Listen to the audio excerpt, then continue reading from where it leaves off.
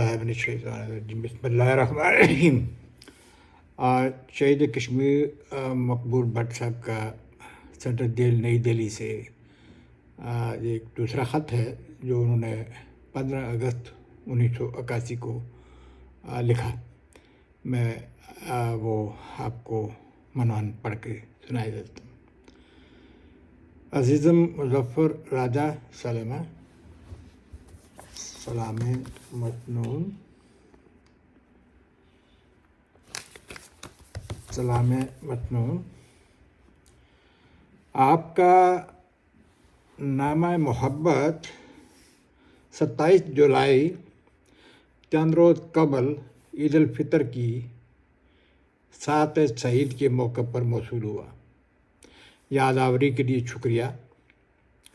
मेरे बारे में आपकी परेशानी और तशवीश बरहक, मगर आपको यह हकीकत कभी नज़रअंदाज नहीं करनी चाहिए कि जिस मंजिल की तरफ हमारा ये मुख्तसर सा काफ़िला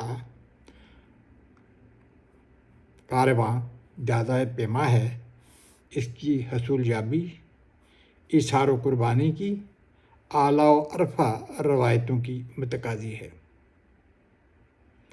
हक़ व बातिल की इस कशमकश में जिसमें हमने ख़ुद को कामल शऊर और तदब्बर के साथ सफ़ारा कर रखा है, जानू का नजराना पेश करना कोई बड़ी बात नहीं।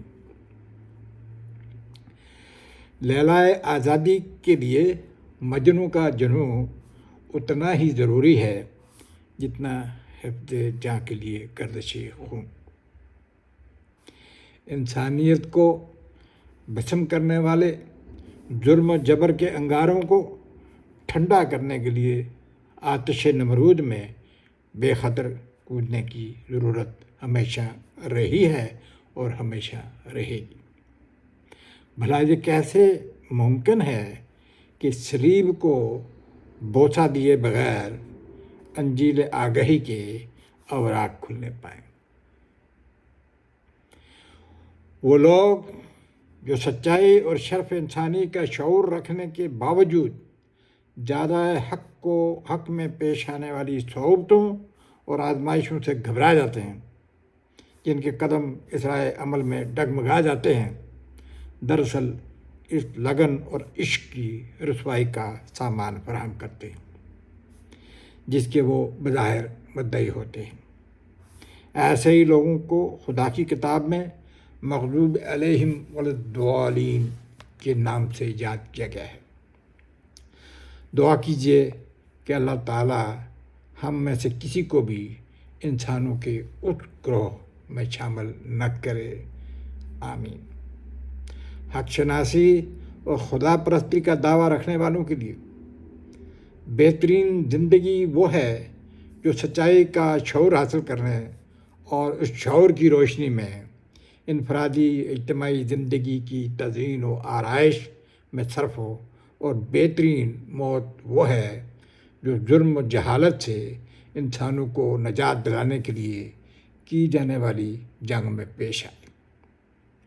क्या आप नहीं जानते कि बिस्तर मर्ग पर एड़ियाँ रगड़ते रगड़ते मरने की बजाय ये बदरजा बेहतर है कि इंसान सच्चाई के मुनकरीन से बेकार होते हुए अपने मकासद ज़िंदगी के लिए तख्ते दार पर जान का नजराना पेश करे। जहाँ फ़िक्र का ये अंदाज़ हो, वहाँ ना तो सिले की तलब होती है और ना ही सताइश की तमन्ना। मेरे लिए यही क्या कम है कि आप और आप जैसे दीगर दोस्तों, अजीज़ों और साथियों का बेपाया खलूस और लाजवाल मोहब्बत नफ्सा नफ्सी के इस आलम में भी मुझे हासिल है। इस इम्तियाज़ के होते हुए और किस चीज़ की तमन्ना की जा सकती है। आपने मेरे अखराजात व डाक का जिक्र किया है। इस सिलसिले में आपको तकलीफ़ देना मुनासिब नहीं, लिहाजा इस बारे में फ़िक्रमंद ना हो जाएं, क्योंकि आपने खुदा का वास्ता दिया है, इसलिए इस ज़मन में तरीक़ाकार की वजाहत करना भी ज़रूरी हो गया है। طریقہ یہ ہے کہ آپ جیل خانے میں میرے پتے پر سپرنٹینڈنٹ جیل کی معرفت بینک ڈرافٹ یا منی آرڈر کے ذریعے جب چاہیں اور جتنا چاہیں پیسہ بھیج سکتے ہیں۔ ڈرافٹ ایسے بینک کے ذریعے آنا چاہیے جس کی یا تو دہلی میں شاخ ہو یا کسی دوسرے بینک کے ساتھ اس کا کاروباری لین دین ہو۔ بفضل عزی میری صحت بالکل ٹھیک ہے، دم تحریر میں بدستور وارڈ نمبر 16 میں ہی مقید ہوں۔ امید ہے معلوم ہوتا ہے کہ میری سزا پر مجوزہ عمل درآمد کے خلاف وطن کے طول و عرض میں بلند کی جانے والی صدائے احتجاج کے پیش نظر وقت کے حاکموں نے فی الحال اس معاملے کو التوا میں ڈالنا موضوع سمجھا ہے۔